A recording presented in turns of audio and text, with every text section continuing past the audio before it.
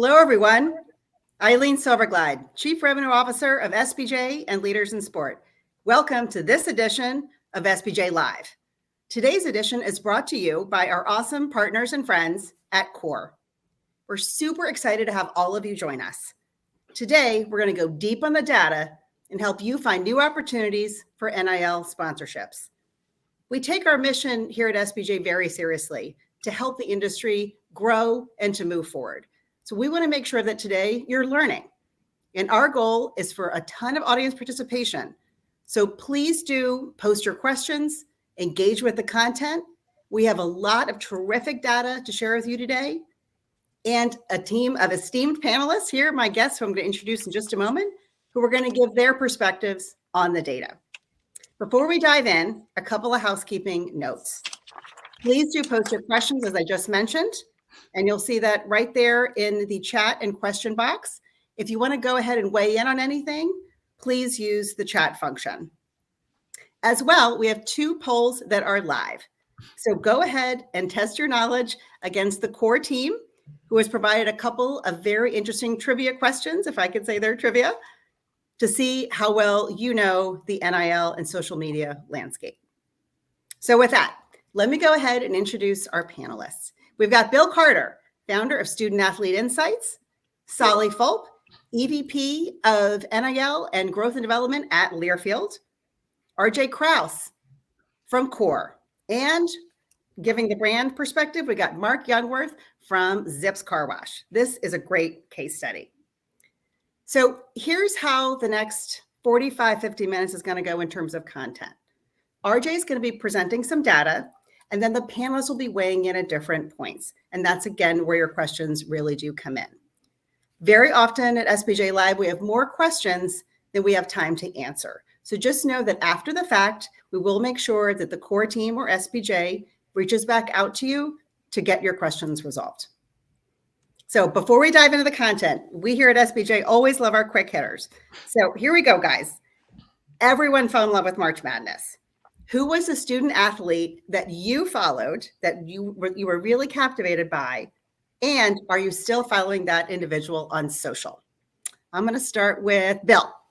Who was the one for you during March Madness?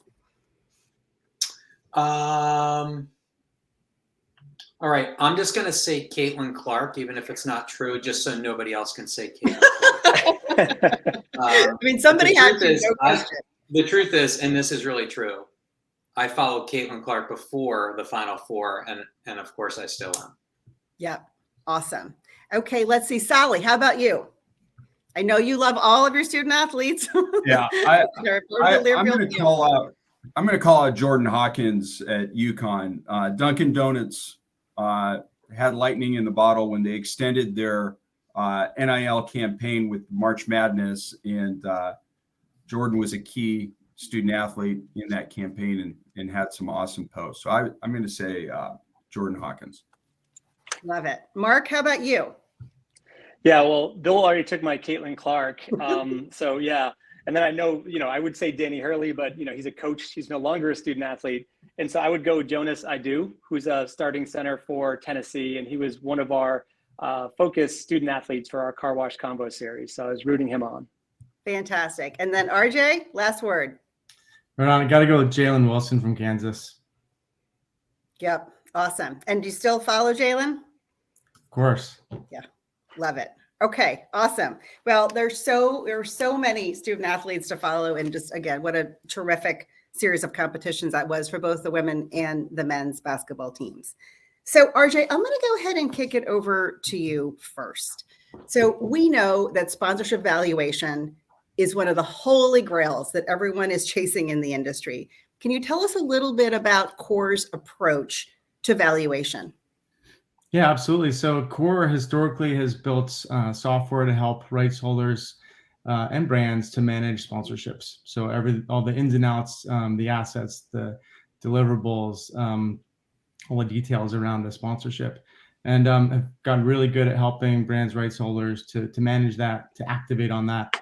And then started to get into the measurement space. And about a year ago, CORE acquired Hookit, who I co-founded, and was focused on the social media world. and really on uncovering value for brands and what kind of exposure they're getting in that space. And so combining the two platforms, what we're building is this single source to really help brands and rights holders both manage and measure their sponsorships and their partnerships to ultimately optimize them. And so today what we're going to really dig into is the social side of things. But Core has a suite of products that help on kind of the entire life cycle around a sponsorship and the relationships there. On the evaluate social side, which is what Hook It turned into, we're tracking the entire sport and entertainment ecosystem. So 500,000 athletes, teams, leagues, events, venues, media properties, and about 2 billion of their fan connections, plus everything that they post on social media. So that's really what we're going to focus on today, is diving deep into that. So I'm the resident data nerd. So I'll be going through some of those stats, and then we'll be getting some really interesting takes from the experts in the field, and see how that aligns with what Solly and Bill and Mark are seeing out there in the real world. And so on that, we're also tracking obviously all the brand exposure that's happening on all that content. So about 20 million social posts per month are coming through and getting ingested, and then we're looking at all the brand exposure that's coming from those posts. And so we're going to be talking a bit about value through this. So I wanted to make sure that everyone kind of understood our valuation model around social. So we look at both visual and text promotion. So anytime a brand logo shows up, and what asset that is on, and then anytime there's a mention, a hashtag, a keyword that's related to the brand, we're picking that up and identifying that as a promoted or a branded post. We do differentiate between incidental and deliberate promotion. So incidental is there's just a logo in the background. Deliberate means that it's very obviously a promotion for the brand. There's a text promotion, a hashtag, a mention, what have you. And so today what we're going to be focusing on is primarily deliberate, because that's where the majority of the NIL deals and student athletes are promoting brands deliberately. So we're going to focus on that. But our model looks at 6 key factors.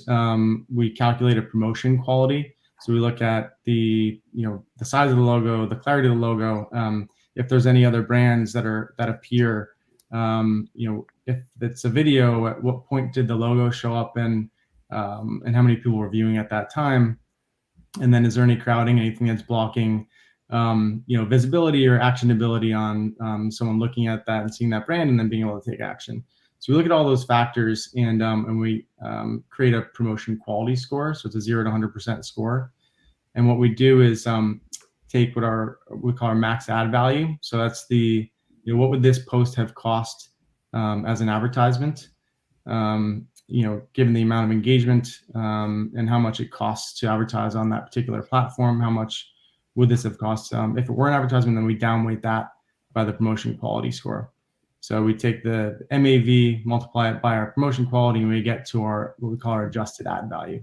So that value is what we're going to be going through today. Whenever we talk about the value that the athletes are driving, the value the brands are getting, that's what we're talking about. So it's a combination of not just how much reach and engagement a brand gets via a post or via a partner or an athlete, but also what's the level of quality of that promotion. And so without further ado, we'll dive into it. As a starter, just looking at the scope of what we're looking at, we tracked about 3,000 athletes over the last year. It's a portion of our kind of universe or ecosystem of who we're tracking. But we focused on, the student athletes that have a certain threshold of audience, and then analyzed all of the brand exposure, the campaigns, the partnerships that they have. So out of those 3,000 athletes, about over 530 brands were promoted, 35,000 branded posts over the last year, and just a phenomenal amount of engagement and video views, and just a ton of value that's being driven. So nearly $31 million in brand value is being generated by these athletes on a yearly basis. So really interesting kind of see the broad view of it. But then when we really dig into it, it's, looking at the social data, we can also see how NIL and how promotion of brands, from student athletes has changed, since July of 21. So massive increase of 182% in terms of number of brands promoted. since 2021. It's about, like I said, about 550 being promoted just this past quarter, but a 38% increase year over year. And then when we look at the posting behavior, that's actually even increasing even more. So 56% increase in branded content, branded posts year over year. And I think this is a trend, obviously, that we're seeing not just in social, but more broadly as well. Mm-hmm. Sally, I'd love to hear your vantage point on this. So obviously you're working day in and day out on behalf of the universities with brand partners. Are you seeing this type of explosive interest and growth in NIL in terms of impact on activations? We are. If you think about it, as RJ referenced, we're almost 2 years into this, right? So I think the first year everyone was really cautious. Brands were cautious and trying to understand the landscape of what they could and couldn't do, what type of ROI was going to be associated with this. You had schools that were wondering what they could and couldn't do. And I think there's two different definitions of NIL out there right now. One with recruiting and retention and kind of the collective aspect. And then you've got influencer marketing and what Learfield is doing in how we work with the student athletes in the storytelling and the power of their voice and how it can amplify all our other multimedia right or sponsorship assets that we package. But if you think about it, Learfield has approximately 12,000 brand relationships at 180 universities, right? We're just getting into this, and it feels like the interest both at the national and the local side, when we say local at the university, on the ground at the universities, the frequency and interest is increasing by the week, where brands are understanding that, hey, the student athlete, their voice, the influencer marketing opportunities that they can bring to the table to amplify all our other sponsorship assets, and the unique storytelling content opportunities with the use of school IP can be really powerful. And I think this is probably a good opportunity for Mark to kind of talk a little bit about Zips. They were one of our first national partners that saw the value of this storytelling aspect with university IP. And he really did some cool stuff with car wash combos. So Mark, do you want to add on to that? Yeah, definitely. Thank you, Sully. And so at Zips, we really were new to sports marketing, new to NIL. Really, the express retail car wash industry was really new to this whole space. We started last July, literally kicked off with college football season and jumped in with both feet. We partnered with Learfield and Open Doors, Learfield for our strategy and the IP, and Open Doors with our NIL sponsorships. And for us, it's been really fantastic. We had a great strategy going in, but we had an open mind knowing that we were going to learn and adjust as we moved forward in what was a very new space for us. And the results have been tremendous so far. We went from really having no online presence because brands don't really exist in retail express car washing to actually kind of having a space now, especially in the areas that we've been able to partner in. And we take an approach where it is a national partnership, but we key in on local levels where we have the best penetration. So it's been tremendous for us, for sure. Sally, I had a follow-on question for you based on your comment there. Are you seeing more interest, or I guess maybe equivalent interest, from national versus the local brands? That was interesting to me, what you just mentioned there, that you're seeing it everywhere, but are you seeing it, is there any variation there? I would say right now we don't have enough to answer that. I'd say the short answer, Eileen, is we're feeling it everywhere, right? We're feeling it from the local hotel partner or dentist practice that wants to connect and with the university audience in a new way, to our national partners that are saying, hey, look, we've been in this space for a long time, and we understand the experiential and digital and signage opportunities, but how can we put ROI to the student athlete voice? And as Mark noted, Open Doors is our preferred marketplace at Learfield to help us understand those insights and best practices and what's being done out there. But a lot of people right now, both on the local side and the national side, are comparing and saying what's working, what's not working. And so comparing notes all the time right now in real time. Yeah. And RJ, in terms of the data, are you seeing anything in particular around regional versus local? I'm sorry, national versus local. Apologies. Yeah, no, we're seeing we're just seeing a lot more brands, both regionally and locally, getting involved. So and more athletes promoting these brands. We have about 100 brand customers, at Core that we're working specifically on the social side with, and there isn't a single one that isn't asking about it if they're not already involved. Yep. And Mark, I'm curious, just to go back in time here, when you set out to, clearly launch a totally different campaign of its kind from the history of Zips, was it specifically around social media? Is that where your interest was, or, just kind of give us a little storyline of, what led you down this path of NIL? Yeah, no, it's kind of interesting. So, I joke around and say retail car washing is kind of a dinosaur in the retail space. It's one of the last ones. Maybe fitness was a decade ago, but that's where we are now. And so it's still pretty much dominated by traditional advertising. And so what we wanted to do was big push for us was to create a brand. And so trying to break through the space, get people to notice us. We wanted to be unexpected. And I thought, social and tying in with something that you wouldn't normally associate with a car wash was what we sought out to do. And so that's where kind of the whole story pulled together with, strategy discussions with the Learfield team and really keying in on NIL was a great opportunity for us to just get that consideration that we hadn't had through social channels before. Yeah, that makes a lot of sense. So that's a great segue. What I'd love to do now, RJ, is I'm going to turn it back to you, because this portion of our conversation are almost sort of mini case studies where we're going to talk about 4 different brands, Zips being one of them, and how their approach to leveraging social to dive into the NIL space differs a little bit. And then we'll wrap it up with some lessons learned. So RJ, why don't you take us through, I think we're going to talk Nike first. Oh, before that though, wait a minute. We've got some poll results. Got to go to the poll first. We got to go to the poll. Absolutely. And actually, we're gonna dive in. I think right after this, we're gonna dive into the just give a little glimpse into the athletes that are in the space and who's driving the most brand value. But I think we have a poll about that. Yeah. Yep. Absolutely. All right. Let's hear it, RJ. All right. So do we have poll results? Not yet. But yeah. So without further ado, who is the top athlete in the space?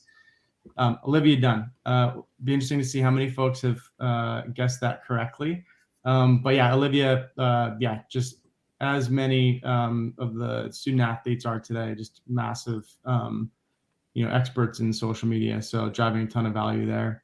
But overall, there is a really long tail in terms of the number of athletes. So we're tracking 3,000.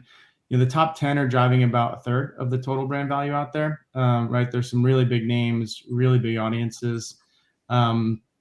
But really the value and the opportunity is in that long tail.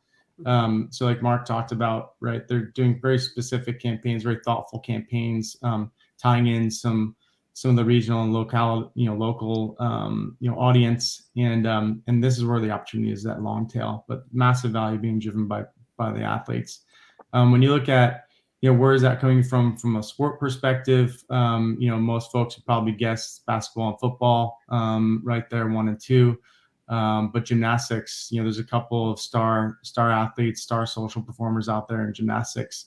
As you can see, obviously Olivia Dunn at the top there, driving a lot of that, but good chunk of the value coming from that sport. And then interestingly, despite the fact that football, garners about 30% of the overall value, it's still a near even split between female athletes and male athletes. And even on this list, you can see it's a nice even split. So great to see there. And congrats to our audience. 70% of you voted for Olivia. Oh, nice. And everyone thought Angel Reese coming in as a close second there. Right on. But yeah, then in terms of where the value is coming from, we'll get into this in a little bit more detail. But yeah, majority of the promotion and campaigns are happening on Instagram. And then the rest of it really is on TikTok. There is really no other platforms that this generation is active on, but we'll dive into that in a little bit. Yeah. All right. Well, let's talk Eileen, about I just some wanted to brands. jump in Yeah, please. and mention something related to this great data in front of us, as well as where you asked the question of national versus local on the previous page, just so maybe some of the audience members are not confused. So what RJ is showing us, obviously, are some elite level athletes that are captured in their system. RJ, you mentioned a couple of times that, tracking of 3,000 athletes. And so certainly these are the level of athletes who are doing national brand deals, right? But even conservatively speaking, let's say 20% of Division I athletes have done an NIL deal in the last 2 years. Mm-hmm. So that's about, close to 40,000 athletes have done an NIL deal. The vast majority of those, probably by a 9-to-1 ratio, are doing local deals, right? Mm-hmm. So the reason I want to mention that is there probably a number of people in the audience today listening that maybe have a small local brand. I don't want them to think that NIL is not for them. We see a lot of success with local brands, with athletes that don't have 11 million followers, that might have 4,000 followers, but might have 30 or 40% engagement on those followers when they post on behalf of a local brand. Yeah, that's excellent. So what I'm hearing you say is that it's very accessible for all brands. 100%. Yeah, and Eileen, if I could just real quick, just give the brand perspective on that. And Bill, you're 100% right. And that's kind of the approach that we've taken, right? We have a national relationship, but we tie it in locally. But even as we tie it in locally, what we're doing is we have some student athletes from, we'll call them the primary sports of football, men's and women's basketball, softball, baseball, but we're also getting outside into Olympic sports because we know the impact on a local level can be very meaningful to the consumers we're trying to reach, right? So to your exact point, we've kind of taken a dual approach to that. Yep. Terrific.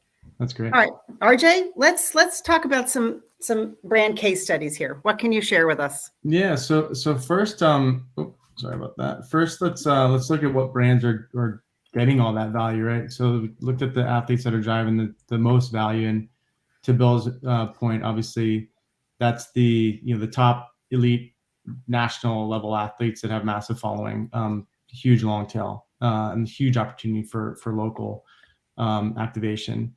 But this similar view is just looking at which brands are getting that value. So if we had a poll, I would guess that most folks would guess that Nike is at the top of the list. But interesting that just to look at the top 10, right? And Rory, a competitor to Nike, kind of new to the space. But the interesting thing is when we're going to get into after this is each one of these brands has a very different and specific strategy. And whether you're a national brand or whether you're a local brand, your strategy is everything. I'm looking forward to Mark talking a little bit about their campaign and how they went about it. But we'll dive into the top three here. We have a takeaway for folks to have a look into each of these top 10. But as we get into it, we'll dive into Nike as an example, right? When you look at the content that's being generated by their student athlete partners, right? It's very sports centric, right? It's in tune with the Nike brand. They're driving majority of the engagement and viewership on Instagram. It's very video heavy, but it's all about athletes doing their thing, and kind of a bit of the behind the scenes view into their life as an athlete.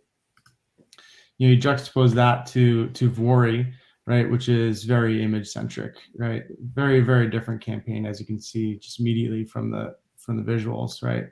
Not video specific, but more image based. So a ton of engagement, not as much video views, but a very, very different strategy. So fewer athletes, really just Olivia Dunn is the primary, right? She's the one that's driving the majority of that exposure and value, but they took a very different approach. And then you look at Duncan, which is a very product centric, strategy. And there's a lot of humor involved, right? it leverages the athlete's personality and does it in a really fun way that ties in the product. And so again, predominantly focused on Instagram, but they have, a good handful of athletes and just massive video viewership. 31 million views so far in the last year on their branded campaigns. But I know that they employ not just a strategy around working with the top and the best, but also localizing that a bit more. And I know that they're one of the Learfield partners. So Saul, you want to go into a little more detail on kind of the thought behind that?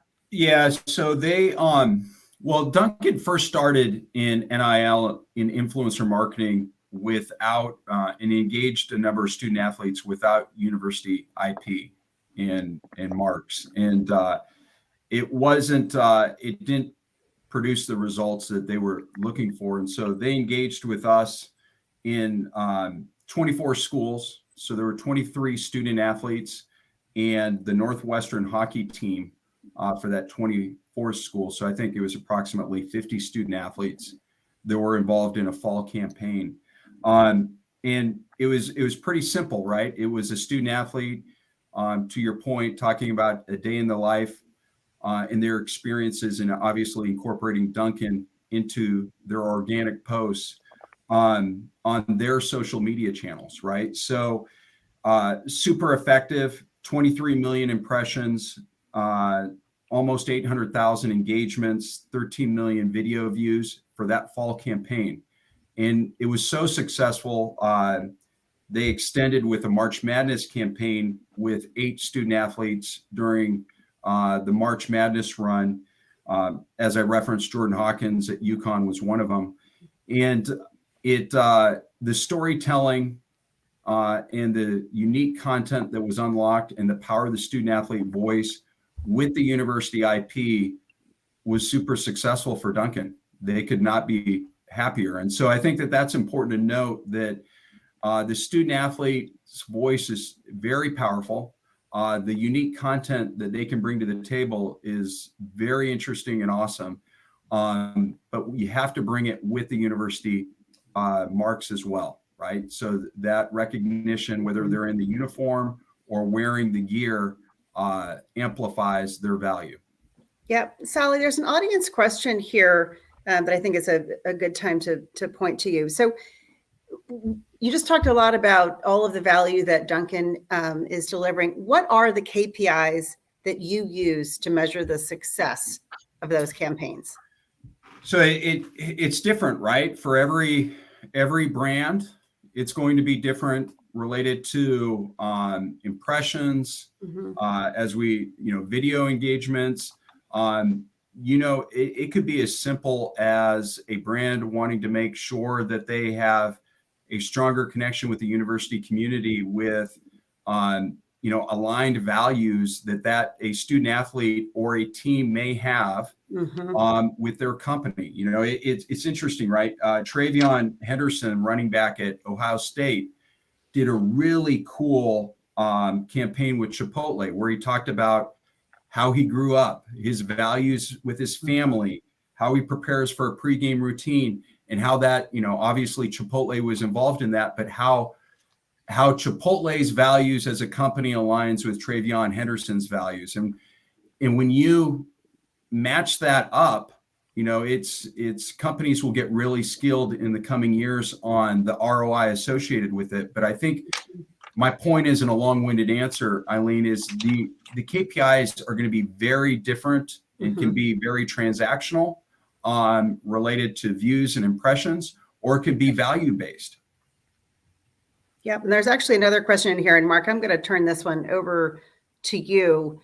Specifically, do sports brands look only for ROI? So the transactional metrics, as Sally just mentioned there, or were you looking also for social impact? Can you give us a little bit of a window into the KPIs that you use? I know we're going to go right into some Zips data here in a moment, but can you give us a sense as to the metrics that were important to you and whether or not they included that social impact?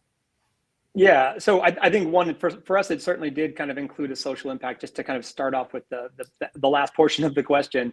Again, for us, it was important to kind of stretch our reach beyond traditional advertising means, right? And I'm talking traditional, like direct mail and billboards. And so by engaging with an audience on social, that we could start the conversation through NIL, and then we can continue the conversation through who we are as a brand and expose our voice, was something really important to us. So that certainly was one of our KPIs. But as you know, as Sully mentioned, you know, we definitely looked at the core elements of engagement and impressions. But as we also, you know, we're trying to create a brand, right? That was one. So the credibility and the connection with both the university, as we are IP rights holders with these, as well as the student athlete connection, was important for us to help build that brand. But it you know, we are trying to drive a business, and so we did have a traffic element associated with it. And so with each car wash combo that we launched, we did have a special offer for customers to use the Armando discount, as an example, with Armando Baycott and at UNC. So we kind of looked at it across the board. But again, it's new for us, right? So we're jumping into this, as I mentioned earlier, and we're really excited about the results so far. And this isn't a one-year move for us. We're looking at commitments for the next couple of years at the very least. So we're going to continue to learn and optimize and adjust as we move forward. Yeah, this is a very important topic of metrics. I know we've got questions pouring in on, so I want to hear both from Bill and RJ. RJ, I'm going to turn to you next, and then Bill, get ready, because I'm coming for you on this topic. Yeah, I was just going to say that, you know, all the brand partners that we work with have different KPIs, right? They have different objectives. You know, many are trying to tie ROI to it, which is obviously a difficult feat, but you know, measuring a return on objective is a little easier. But really what we're seeing, the trend we're seeing, is that it all starts with, and Solly touched on this, alignment of values, right? So making sure that you're working with the right people on the onset, and making sure that they align with what you're trying to do as a brand, and, you know, the values that you hold true. That's the most important thing. And there was a question about long tail. And what we mean there is just basically that it's not just about the athletes that have 11 million followers, right? There's a lot of athletes that have a much more localized audience. They might have 5,000 followers, but those 5,000 are aligned perfectly, and that athlete is aligned perfectly with your brand, right? That's even more valuable than someone that could, you know, drive, you know, a ton of mass exposure. Yeah. So it really all starts with that alignment and identifying the right athletes to work with, and then going from there. Yep. Bill, your thoughts? Yeah. So I think, Eileen, my answer to this is, I'll sort of go back a year to a year and a half ago. I wrote an article, I think it was the first one that I wrote for Sports Business Journal, in which I focused on the Gatorade sponsorship of Paige Bueckers. And I thought then, and I still do today, that was the most important deal up to that point. I could argue it's still the most important single NIL deal. And the reason is that Gatorade is among the most sophisticated sports marketing, sports brand operation, and has been for decades. And it was really a signal to the rest of the sports industry that athletes in the college space could be vetted, selected, negotiated with, activated in many ways like professional athletes. And all that, Eileen, was going to be done without emotion, completely by the numbers. Was she going to move the needle and sell Gatorade in grocery stores and other key locations? And the answer to that has been yes. And I think it's, while the feel good, local stories are important, it's also important as an industry and for the growth of NIL that brand leaders like a Gatorade are doing those deals because they move the needle. Right. I mean, it absolutely makes a tremendous amount of sense, right? Like, it is, no question, it's got to be about, at the end of the day, the hardcore metrics of success that are important in terms of like value delivery. But what I'm hearing all of you say is that it's got to be that authentic match as well. So, it extends beyond. So of course you have your quantitative as well as your qualitative impacts. Lots of questions coming in on valuation as well. So before we get to that, and also to what is working well, I'd love to tie up this conversation about Zips. RJ, would you just please walk through some of the results that Mark witnessed through his campaign? And I'll let Mark speak to this. I mean, I think generally, right, like the theme is true that every brand has a very specific strategy, and has gone about the content really differently, which is really cool to see. And I love this campaign and this strategy that Zips put together. So would love to. Mark, tell us all about it. Yeah. So, first of all, it's exciting to see Zips up here with names like Nike, Vuori, and Dunkin', right? So that's fantastic for our little brand that we're trying to establish. So, step one is a checkbox, at least there. But yeah, so, again, we approached NIL as one of the channels of our broader sports marketing strategy. As I mentioned before, we're partners with Learfield on a bigger scale. And we brought NIL to 3 universities that were really strong in markets where we had good wash penetration: University of Arkansas, University of Tennessee, and the University of North Carolina in kind of our year one. And we'll look to expand that as we move forward. But what we wanted to do is make the content unexpected. We weren't looking to go out and just have somebody standing in front of a clean car saying, go to a Zips. We wanted to do something different. And kind of break the space, as I mentioned before, as our first kind of goal of building a brand. And so we chose to go lifestyle in a unique way with car wash combos. And I feel it's a great setting that allows one student athlete to host and interview another student athlete. And so the process is, and I'll give you a kind of an example is, so one of our student athletes was Armando Baycott in University of North Carolina. And so he would sit in the passenger side of a vehicle, and we had Caitlin Schmidt, who is our student athlete host, and she's on the Carolina dance team, and she's a journalism degree candidate coming up. I think she's graduating soon. So you have 2 connections, and those 2 student athletes have a lot in common. They go to the same school, they're going through the same things. And we gave them a list of questions, right? Some were tied to sports, some were tied to life, some were just meant to be fun. And we really didn't want to script it. We wanted the conversation to go wherever it went.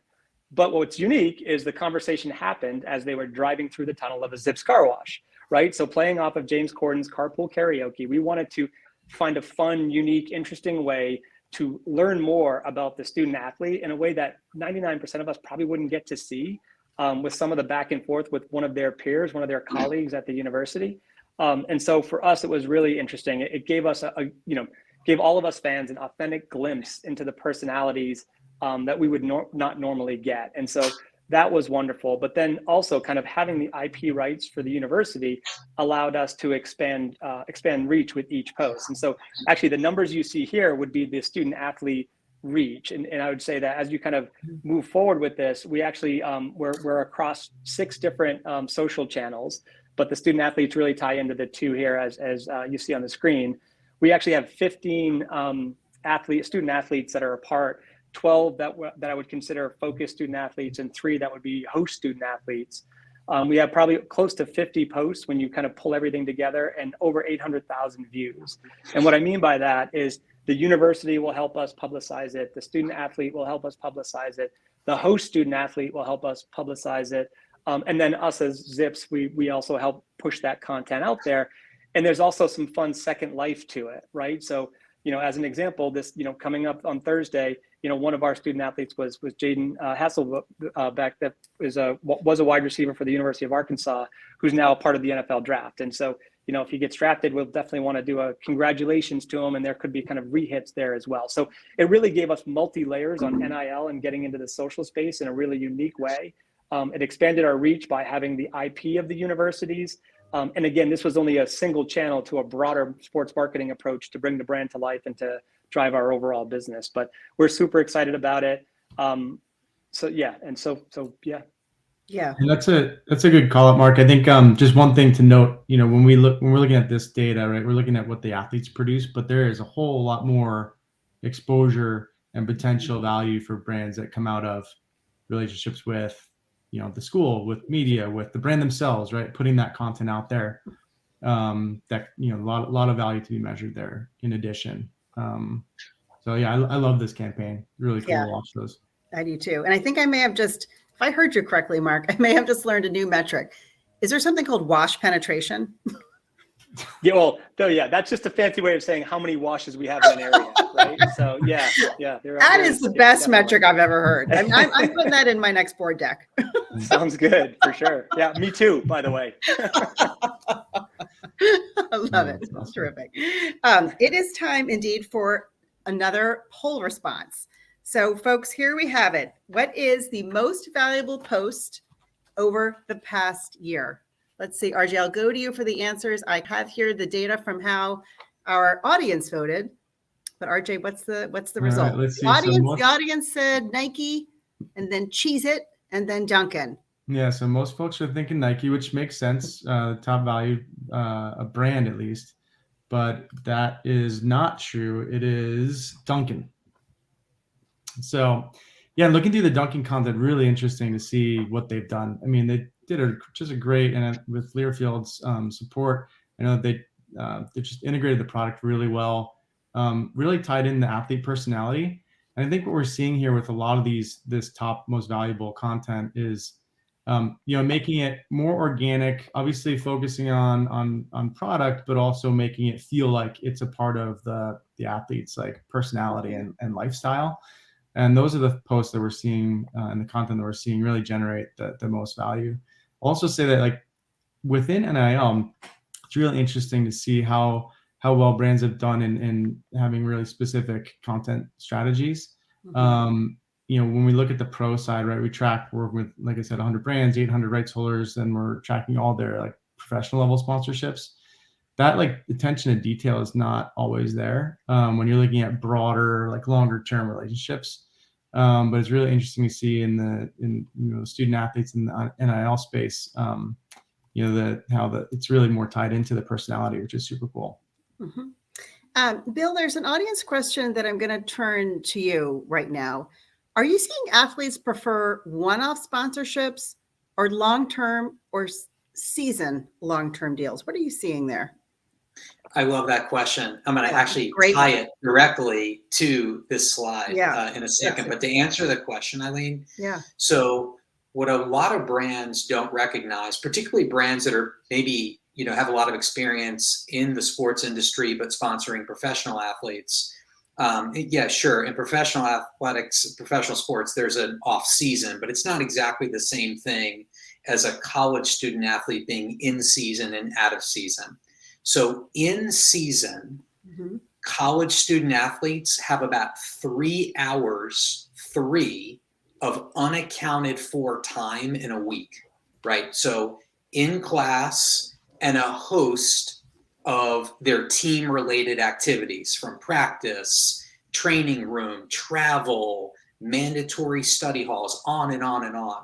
So that question is really an excellent one, because it's a little bit of it's a balancing act. The college student athlete wants a deal that lasts for an entire academic year, right? However, their availability to do NIL work for a brand plummets during their season, and a brand is going to have to adapt to that. Let me just quickly tie it to this great page that RJ has shared with us. This is great content in part because it feels organic, it feels authentic. But I can tell you with some certainty that the brands involved here really provided some excellent art direction, some direction on copy, but they allowed the student athletes to put this content in their own voice. And that's a really critical learning for all brands. There's no point in partnering with an army of student athletes and then dictating to them exactly the content that they post with exact copy, because it's going to be obvious to many, many consumers who may sort of search something with a hashtag, and then all of a sudden they see the exact same post by 30 athletes that are all sponsored by that brand, which is a completely, step in the wrong direction. So these are great case studies in front of you about how to do it, and then realize as a brand, you're going to have to back off a little bit during the season. And then you can maybe ramp up a little bit more social content in the off season for that athlete. Yeah, it is. It's a great question. Certainly something I admit that I hadn't completely considered and thought through that athlete schedule. And it really goes to your point, though, that Bill, that smart brands are helping their student athletes get the message out by doing a lot of the work. Right? Eileen, so they're leaving the thing that's authentic for them to do, and then they're helping. Yeah. And just to add to Bill's point, you know, especially in season, you know, low lift activation is really critical for student athletes. To Bill's point, where they're programmed out already, right? And it takes great trust to empower a student athlete to produce organic content that's authentic and connects with that university community. But as you can see, if you empower the student athletes and maybe provide some general guardrails, you can unlock some really incredible value out of this. And I think to Mark's point, he's experienced that over this past fall campaign. Yep. That makes sense. And there's another audience question that kind of turns this conversation a little bit on its head. And Mark, I might turn this one over to you. When it comes to striking interest with the brands, what are the top 3 value adds that the student athlete can do to be a potential match for your brand? So as you look at some of these great activations here that are obviously very successful, what are a couple of things that you're looking for? I think one is their audience. What is their audience? Obviously, is their ability to share that out there and do it in kind of a way that fits with the brand strategy and the brand values, as we kind of talked about before. And then I think too is how they approach it. Oh, the storms in Plano may have paused Mark at that critical moment. There are thunderstorms whipping across Texas. So, Eileen, I can pick up where Mark literally dropped off, and I hope he comes back in. Awesome. And I'm not sure this is exactly where Mark was going, but I'll add to sort of the premise, which is, I think, and this is a really good thing, I see a big difference just in the last 6 months with brands that I work with in terms of their own level of sophistication in developing a selection criteria, right? So it's moving beyond just male, female, Power 5, maybe have a retail store within 50 miles of, the brand. And it's getting a little bit more sophisticated in terms of how athletes are being selected, and maybe more sophisticated in terms of the social media as well. So, right, looking at a student athlete's audience and looking at their history of engagement and how likely it is that they'll continue to have great engagement. And I guess I'll just mention one other thing, Eileen, because I think I saw a question about this earlier about, so just how important is social media to this big picture? And so it's the most important thing, which is, why RJ and his team are critical to this conversation and showing us great data. It represents about 80% of all NIL activity. Social media does. About 80% of all social media, of all NIL activity is social media. But that does leave another 20%. And that other 20% can be appearances, autographs, instruction in the form of camps or clinics or private instruction. And the smart brands know that they can connect to all of the endeavors of a student athlete, not exclusively social media, but social media is king. Mm-hmm. Yeah. So Mark, Bill jumped in and helped you out there. First of all, we're glad you're standing. Thank you, Bill. A little technical difficulties here, but yeah, I think I caught most of that, and yeah, that's 100% right on. Okay. Fantastic. Well, folks, I'd love to shift the conversation a little bit to what's ahead. Where are the opportunities around the corner? We always like to look into the crystal ball here at SBJ. So, RJ, I know you had some great data on TikTok. Do you want to turn to that? Yeah, I mean, it backs up what these guys are saying, right? Which is be authentic, align with the athlete, align with where the content they're producing, right? Because they don't have much time. So like you might as well, make sure that the audience is engaged with branded content that's similar to their non-branded content, right? And so what we see, we're going to go through some more opportunities, but what we see is really a big opportunity with TikTok in general. So we talked about a little bit about where the branded campaigns are happening. We went through a couple of the top brands, and you saw that the majority of it's actually on Instagram, right? About 3/4 of the actual activations are happening on Instagram, but TikTok is really where these student athletes live, right? It's where they're most naturally producing content, and it's where most of the engagement is, right? So these are the top 5 posts, non-branded student athlete posts, and look at the video viewership that they're generating. It's massive, right? When you look at where the engagement is coming from, 60% of the total engagement across all of social for student athletes is coming from TikTok. Much higher percentage of video views, but when you look at the percentage of branded campaign engagement, it's only about a quarter. So there's a huge opportunity here for brands to really shift their some of their focus to TikTok. Obviously, there's other political things happening at the moment, but that's where the student athletes are really living. And I think, Bill, you have some good context around that. Yeah, I mean, I think from a brand perspective, it sort of maybe takes a little bit. I mean, maybe this is motivation, seeing this slide from you, RJ, motivation for some brands who are maybe still very much focused on Instagram, and nothing wrong with that. But there does need, for total effectiveness, to get the most out of the athlete relationship, the brand really does have to really double down and commit to great TikTok content and activation there. Otherwise, if they're focused exclusively on Instagram, they'll put up some good numbers for sure, as you've shown in previous slides. But TikTok is just absolutely critical in terms of the activation. Mm-hmm. Yeah. Bill, while we have you here, looking into the crystal ball, what is around the corner in terms of NIL and specifically social media activation beyond TikTok? What else are you predicting? So one of the things, Eileen, I think is likely to happen, this is such a great conversation, incredible data. We're mainly talking about a lot of really successful brands, successful across the sports industry, not just early stages NIL, but we're also talking about some premier elite level athletes.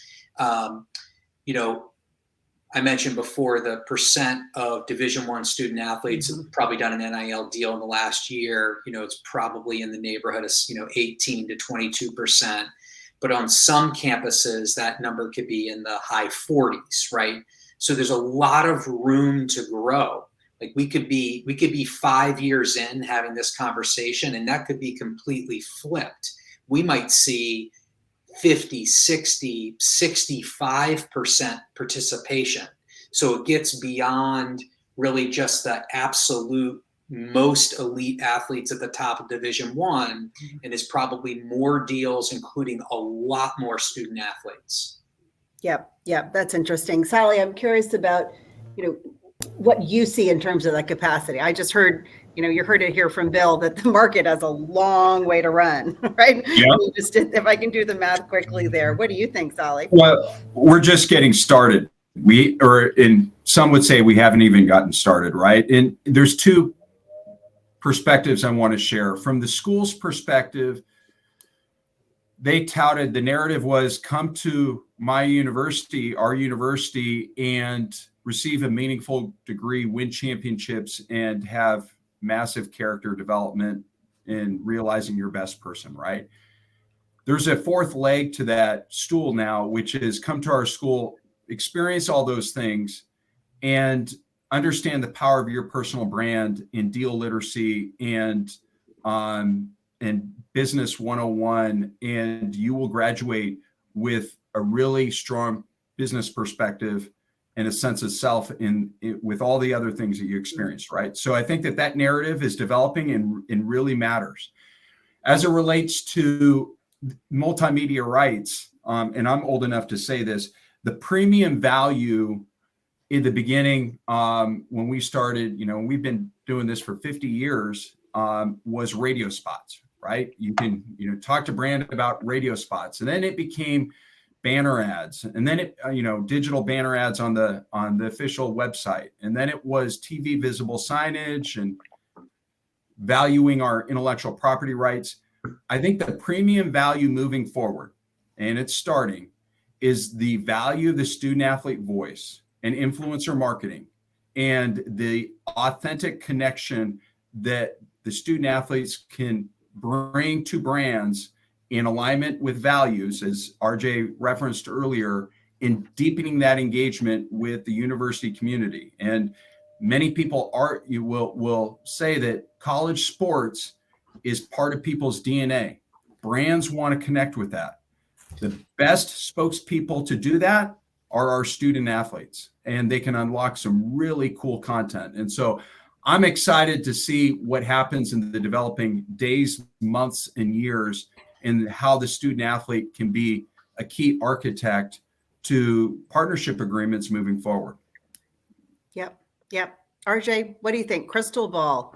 You're deep in the data. What's your prediction? Then I'm going to give Mark the last word. Yeah, crystal ball. I mean, I think the story is growth, right? There's a lot of opportunity, but when you look at like what to do now and when you get involved, won't go through all these. We'll share this with everyone. I know we're running close on time, but the things that we talked about, right? Like align with values, be authentic. Funny humor drives engagement.